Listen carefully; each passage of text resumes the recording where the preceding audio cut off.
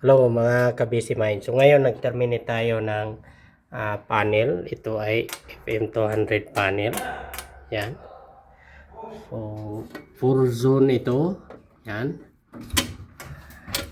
So ito yung mga zone termination. Dito naman yung IP, yung input signal. So dito yung NAC1, NAC2.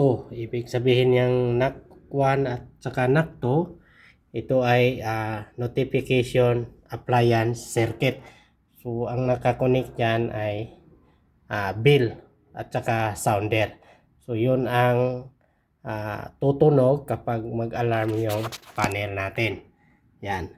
So dito naman may relay.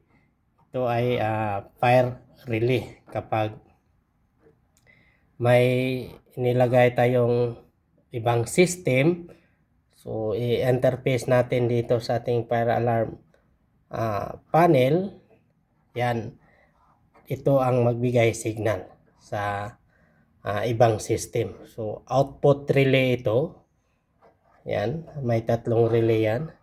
So dito naman may nakalagay na mga resistor. So ang gamit ng mga resistor na ito ay supervisory or monitor yan. Kapag walang resistor, ang panel ay mag-fault. So ito yung mga resistor na yan. Lahat ng mga circuit para pareho ang value ng resistor. Yan. So may 3.9 k ohms. Yan. Ito ay nilagay natin sa last point ng device. Yan. Para malaman natin kapag naputol ang wire, mag-fault ang ating panel. Yan talaga ang tamang paglagay ng in-of-line na resistor. Kung makikita natin dyan, itong cable na yan, yan, ito ang zone, ang resistor niyan, ito.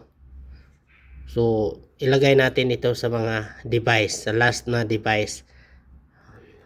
Ito namang resistor na hindi natin tinanggal ay walang cable na i-connect natin dito, kaya nilagyan natin ng resistor para hindi mag-fault ang panel.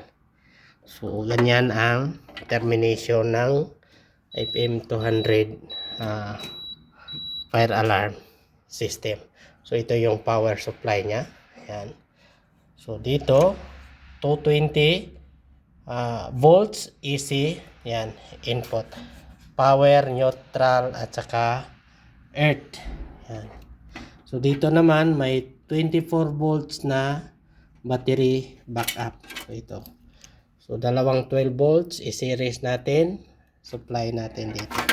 So ganyan ang pag-terminate ng cable sa FM200 fire alarm panel.